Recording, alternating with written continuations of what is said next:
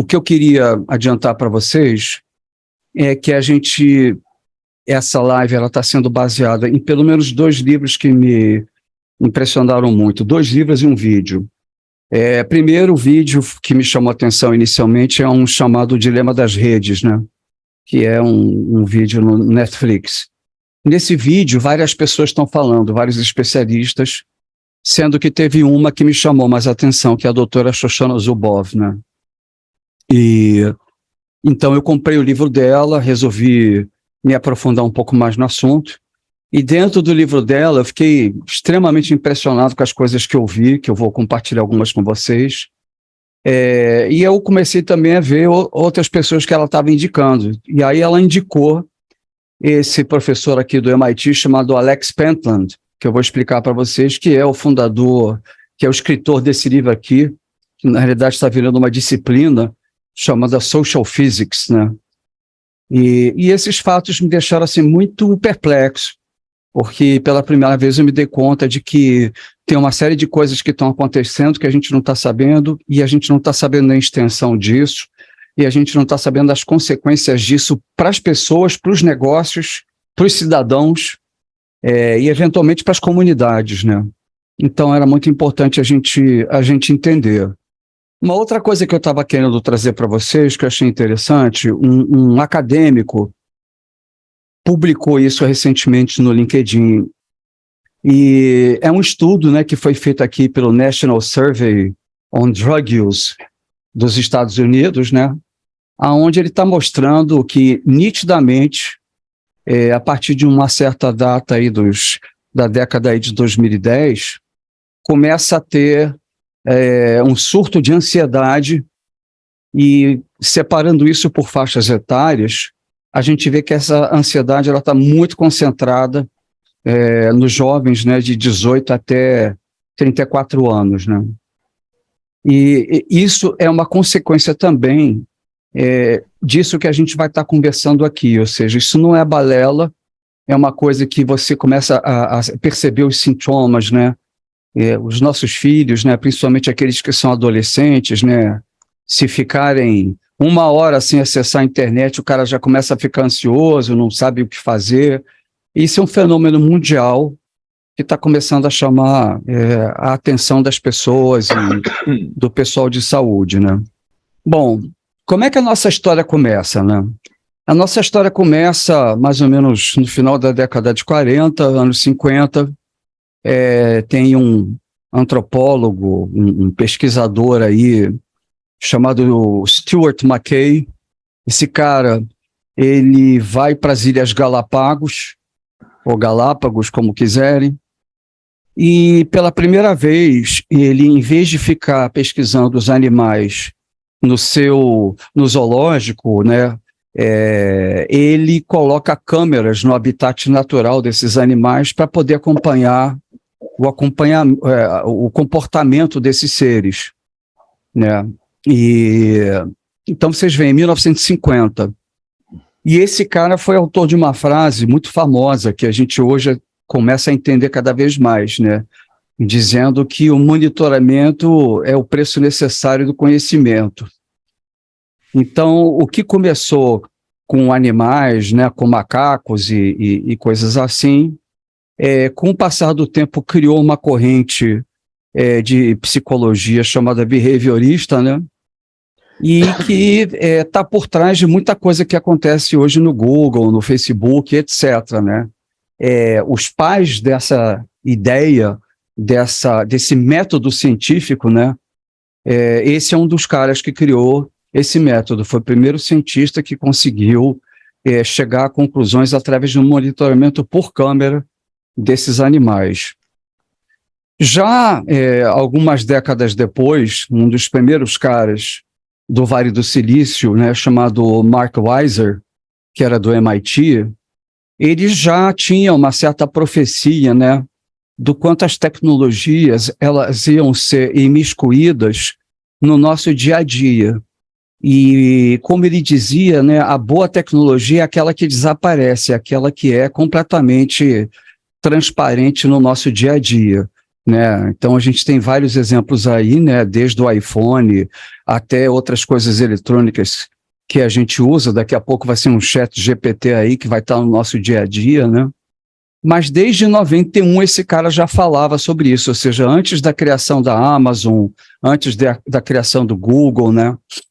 E ele também falou uma coisa muito interessante também. Ele falou que a realidade virtual ela é apenas um mapa, mas não é o território. O que ele quis dizer com isso? Ele já tinha uma visão de que, décadas depois de que ele estava falando isso, o mundo ia se conectar não só entre as pessoas, mas entre as coisas e as pessoas, né? Que é uma mistura de internet com Internet of Things e Internet of Everything. Ele já falava, ele já via isso em 1991. E já haviam alguns experimentos em algumas universidades onde você tinha níveis de automação residencial que pesquisavam, né, quanto que a pessoa entrava, saía de casa para poder fazer eficiência energética, né?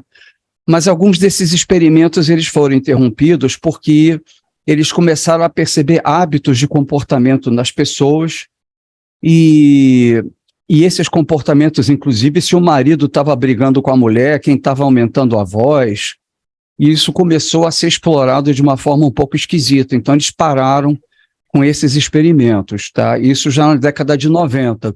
Depois dele, na sequência, né, seguindo essa linha de tempo, a gente vai para o Google, que foi formado em 1998, e a missão inicial, né, que aqueles dois fundadores, o Sergey Brin e o colega dele tinham, né, era de criar um grande indexador universal de informações, né? O Google ele foi criado com essa grande missão naquela época. Essa que é a grande verdade. E como ele tinha algoritmos extremamente poderosos, ele acabou desbancando o Alta Vista, o Yahoo e outros, né, dinossauros que a gente, com os nossos cabelos brancos ou escassos, a gente já vivenciou, né?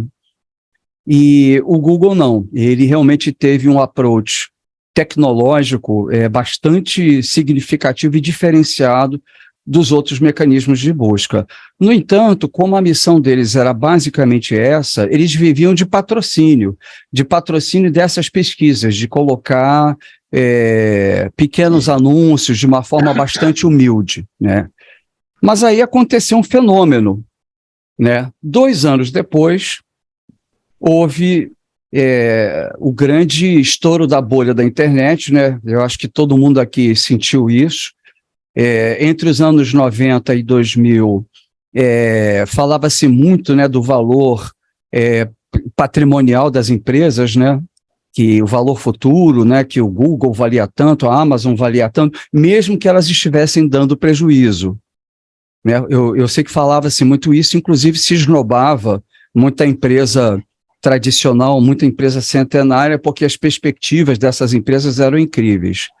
E aí houve uma crise mundial, né?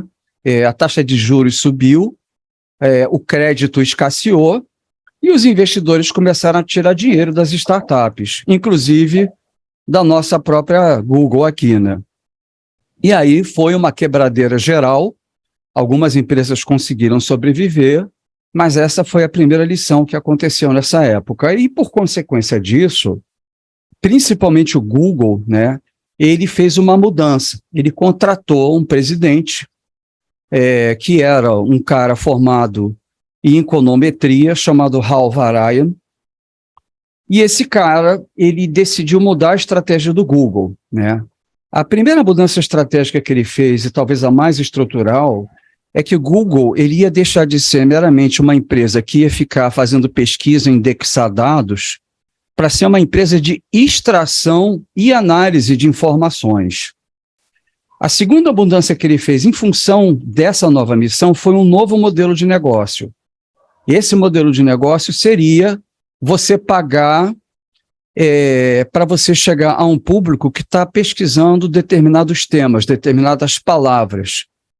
E aí esse cara que é o pai do Google Ads, que é um novo modelo de negócio que até então o Google não tinha. eram patrocínios mais, como eu posso dizer, ingênuos, né? Patrocínios institucionais. E por último, né, para o lado do cliente final, ele criou uma prioridade que era personalizar cada vez mais os resultados de busca em função da palavra-chave que esse cliente estava procurando, mas em função também de como esse cliente, esse consumidor estava procurando, como ele navegou por esse site e como ele navegou por outros sites também. Então, com isso, cada vez que você voltava ao Google, você já começava a ter informações cada vez mais próximas àquilo que você queria, né? E começou-se, então, a pensar no serviço do Google Ads, né? O Google Ads, nessa época, tinha 14 pessoas, né? Estamos falando aqui dos anos 2000. Não era uma ferramenta muito importante para eles, até que teve um indiano que fazia parte dessa equipe que conseguiu convencer o Hall de que isso aí poderia trazer dinheiro se eles conseguissem extrair uma quantidade de dados de comportamento do consumidor tal que permitisse o entendimento do comportamento desse cara. E aí eles resolveram bancar essa aposta e começaram a chamar mais gente, mais engenheiros de software, para aprofundar esses algoritmos não só de extração de dados, mas também os algoritmos de clusterização de comportamento, por assim dizer. E como é que funcionava isso, né? A pessoa começava a fazer a pesquisa e eles criaram um conceito que era chamado o superávit comportamental. O que é o superávit comportamental? Quando você vai fazer uma pesquisa por palavra-chave, você, sem saber, você está deixando uma série de pistas de digitais suas nesse canal, né? Se algum de vocês ainda não teve essa experiência, vale a pena, o Google ele tem ali escondidinho entre as funções dele uma função que permite você saber que elementos de informação ele capta de você. São mais de 40 tipos de informação que ele tira de você, gente. Isso que você sabe, né, que ele deixa isso transparente. Então, esse surplus behavior, né, são todos os dados que são retirados de você, provavelmente sem você saber grande parte, que são trabalhados e que depois são geradas informações que são extremamente interessantes para os anunciantes. Então, existe, vamos dizer assim, o lado negro e o lado claro dessa lua, né? Como é que funcionam esses dois lados? Você tem aqui do lado de baixo do cofre, né? Quando você faz uma pesquisa, né? Então, você faz uma pesquisa, o Google, ele te manda uma série de informações, ele está acompanhando aqui o teu comportamento, né? Ele analisa as pesquisas que você fez e ele vai te dando cada vez mais serviços melhores, né?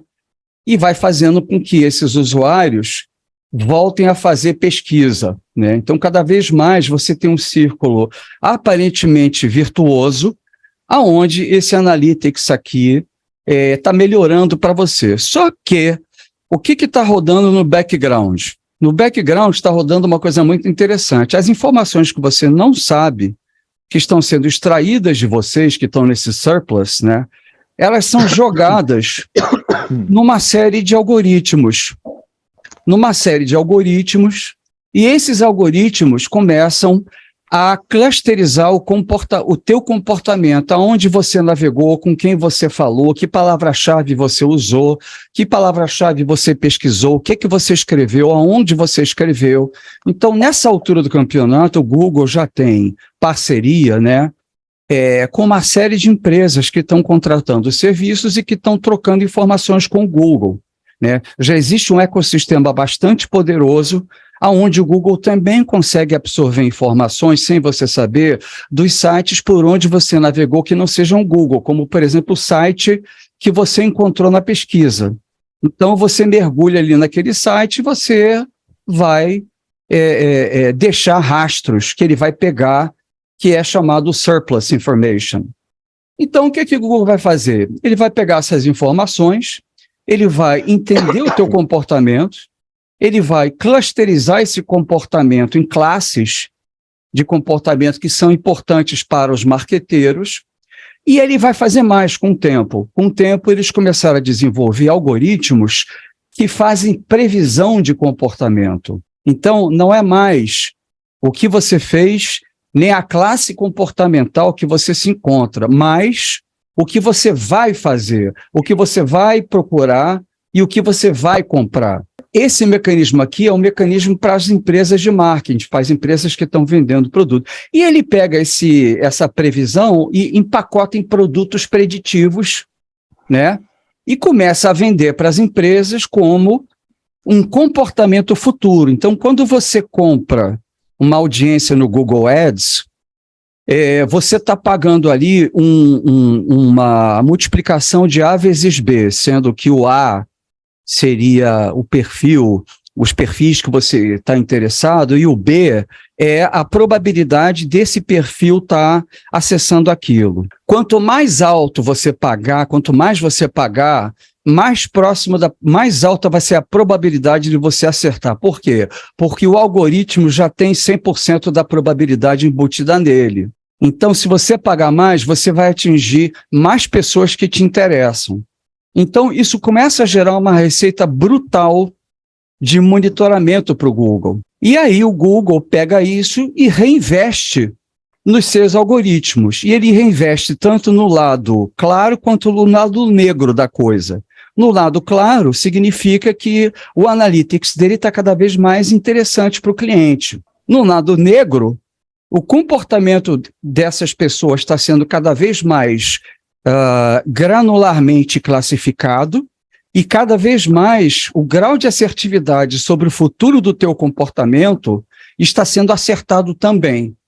Então, com isso, quando uma empresa quiser fazer propaganda para atingir um público-alvo que ela quer ter 95% de assertividade de acertar, ela vai pagar 1 milhão, 2 milhões, N milhões de dólares, e ela vai pegar pessoas no mundo inteiro que estejam realmente com aquele tipo de comportamento e com aquela previsão futura de comportamento. Então, é assim que funcionam os dois lados do Google. O lado que a gente vê, que é o lado que está em azul, e o lado que você não vê, que é o que eu chamei aqui de lado negro, ou o lado do comportamento processado, né? Que é o que a Shoshana Zuboff chama do capitalismo de monitoramento, né? E aí, baseado nisso, né, a Shoshana falou uma coisa assim muito impactante. Quer dizer, antes dela falar, de 2000 até 2016, a receita do Google Ads passou a representar 90% da receita do Google.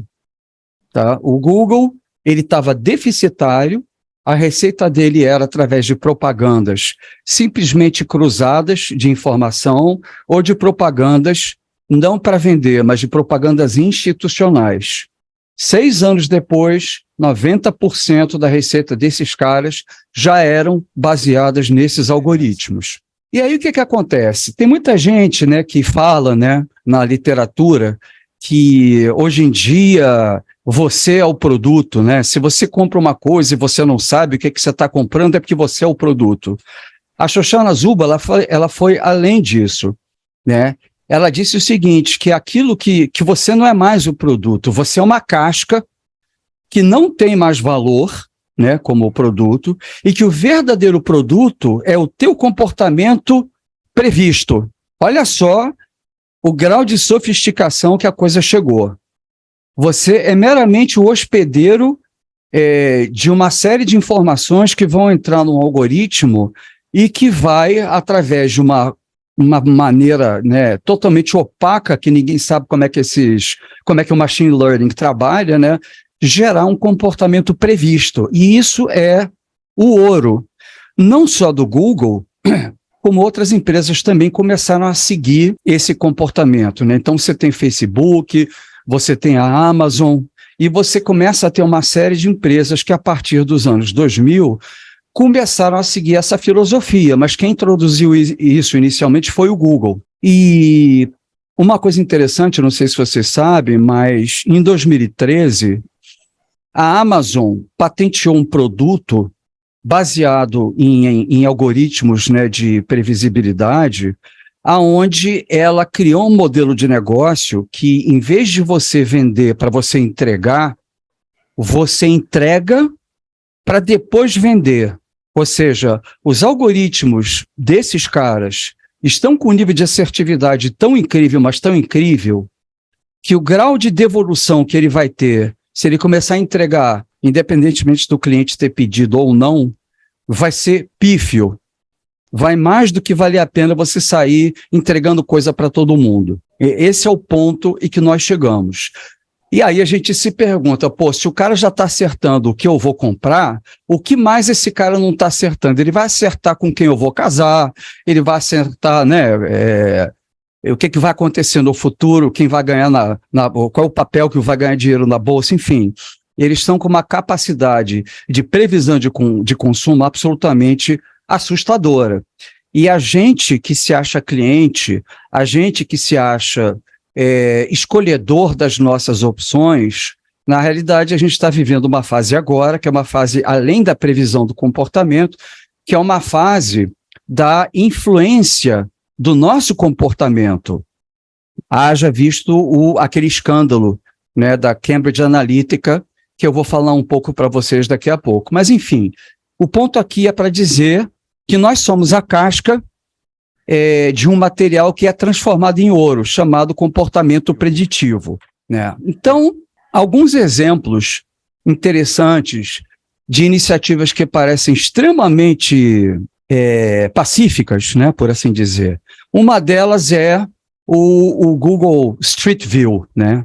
Aquele carrinho bonito do Google com uma câmerazinha em cima, teve no Brasil, em vários lugares do mundo. Só que a Alemanha descobriu que esses caras não só estavam mapeando as ruas, como eles também estavam acompanhando e mapeando as pessoas e conseguindo obter as senhas de rede Wi-Fi das residências das pessoas.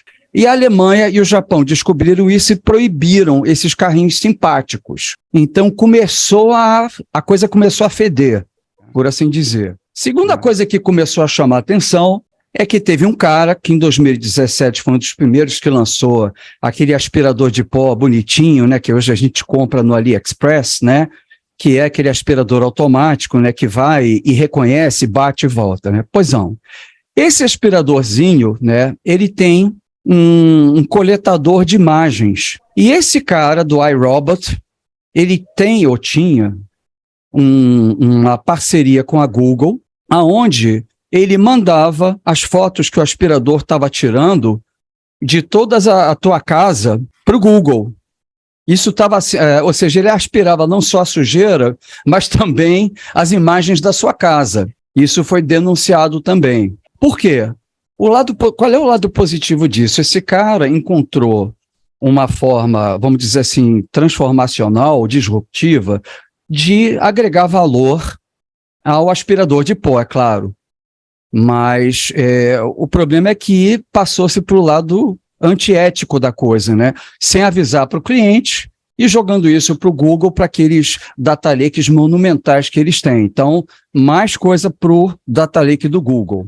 Um outro escândalo muito famoso que teve um pouco depois foi uma boneca, gente, uma boneca da Mattel. A Mattel que faz brinquedos há décadas, né? Que ela brigou com a Estrela aí também no Brasil, né? Pois é, essa Mattel criou uma bonequinha fofinha chamada My Friend Kyla. Essa bonequinha tem chips e inteligência artificial dentro dela. E a criança conversa com a boneca, né? A boneca tem uma árvore de decisão que respondia a uma série de coisas, né, para a menina. Só que essa boneca também tirava foto do quarto dessa criança e para onde ela era levada, assim como a casinha de boneca também tirava foto e mandava para a Mattel, que mandava para o Google. Aí descobriram, deu processo nos Estados Unidos não deu em nada, mas na Europa e no Japão foi proibido. E aí você vê que nos Estados Unidos tem muita coisa nesse sentido, né? Volta e meia a gente vê o Google sendo processado por uma razão, por outra, a gente vê o escândalo da Cambridge Analytica, né? O que foi o escândalo da Cambridge Analytica? Teoricamente, a Cambridge é uma empresa de análise de dados e ela combinou a partir o perfil das pessoas no Facebook. Ela criou um questionáriozinho, as pessoas no Facebook estavam preenchendo esse questionário sem saber que isso iria para a Cambridge Analytica. A Cambridge Analytica deve ter pego algumas dezenas de milhões desses formulários. Ela conseguiu criar perfis de pessoas, né? Ou seja, ela conseguiu segmentar comportamentos ideológicos, e a partir daí ela conseguiu entender como ela poderia influenciar para que esses jovens votassem, porque como o voto não é obrigatório nos Estados Unidos, você tinha um percentual significativo de não votantes.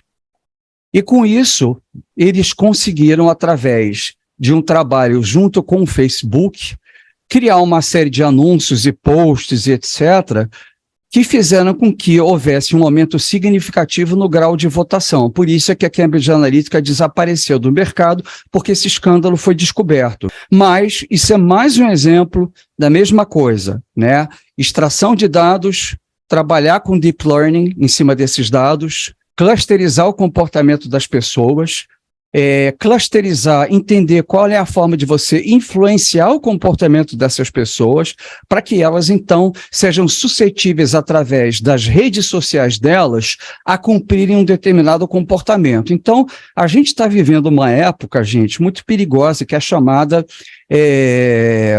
data capitalism, né? O capitalismo de dados, né? Aonde a maior vantagem competitiva que as empresas estão usando hoje é o dado que ela tem sobre você, ética ou não eticamente, né?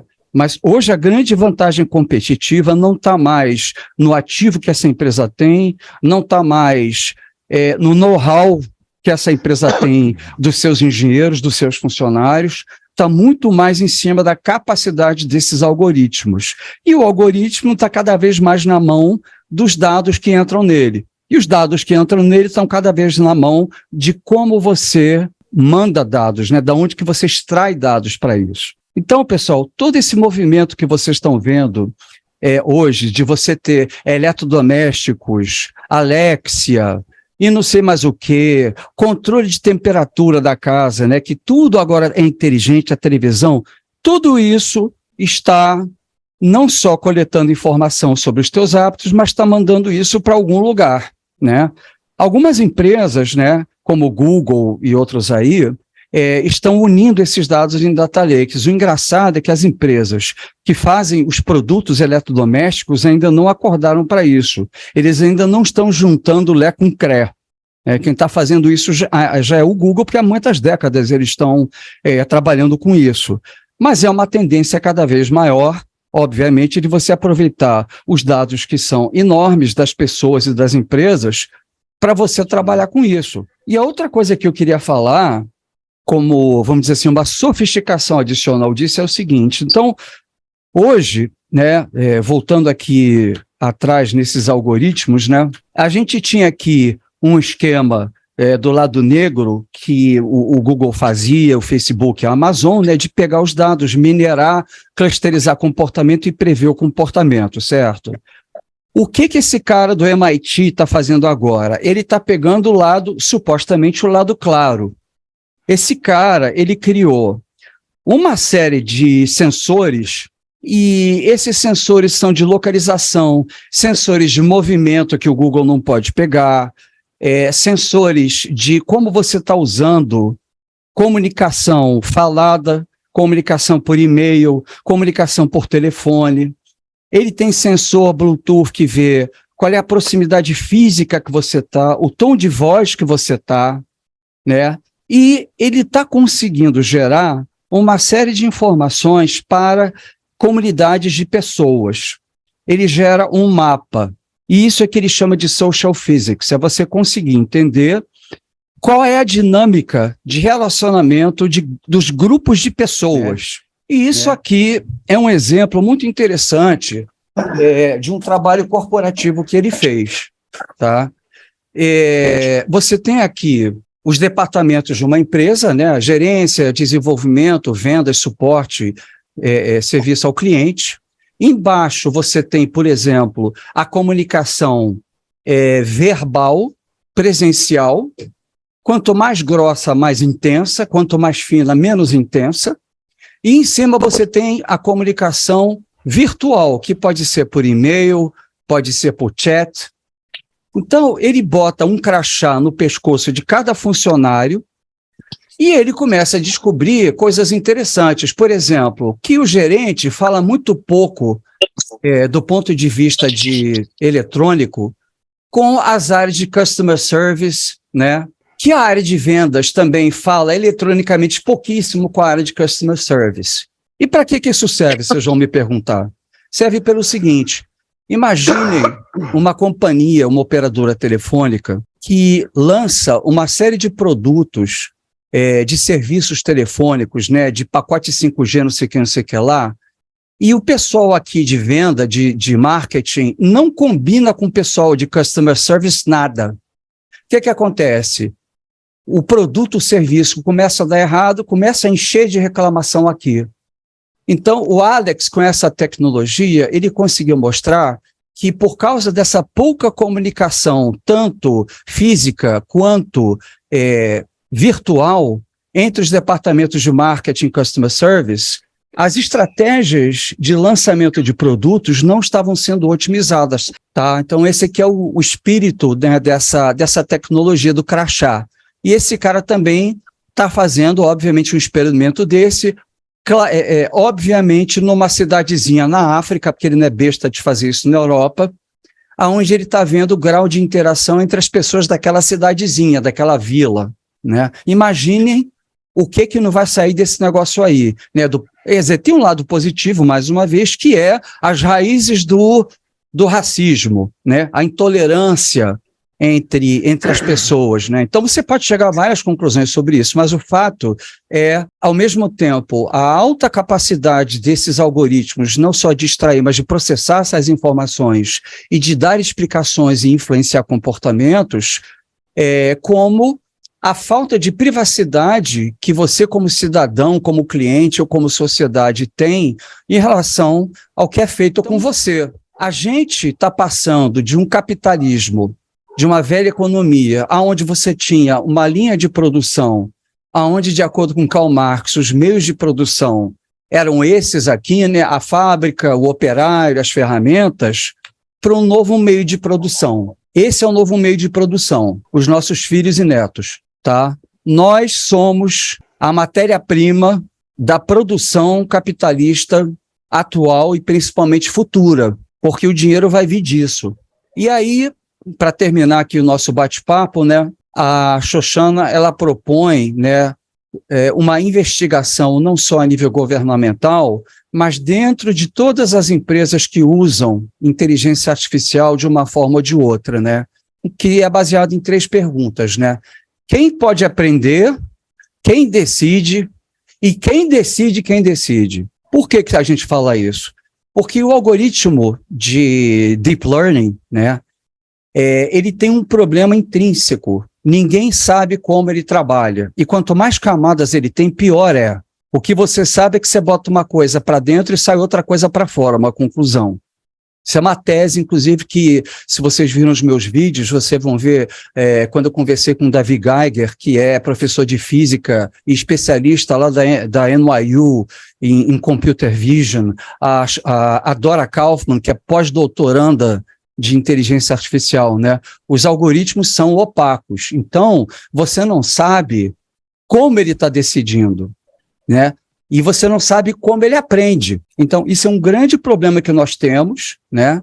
E uma das coisas que está acontecendo agora, vai estar surgindo no Brasil a primeira empresa, que eu vou entrevistar em breve, de auditoria de inteligência artificial no Brasil. Porque quando você está lidando com inteligência artificial, não é o cientista de dados, não é o engenheiro de software que vai entender desse babado. Tem que ser um cara que é especialista em direito, um especialista em ética, e um especialista também na parte tecnológica.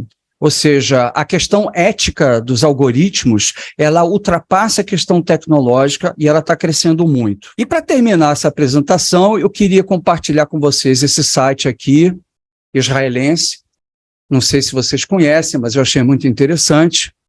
Esse site é um site que você dando o seu e-mail, ele vai fazer um crawling, né? Ele vai varrer toda a internet e vai descobrir todos os sites onde você tem cadastro e que você já não usa, por exemplo, há 10 anos. Eu fiz o meu e deu 250 sites, eu fiquei apavorado.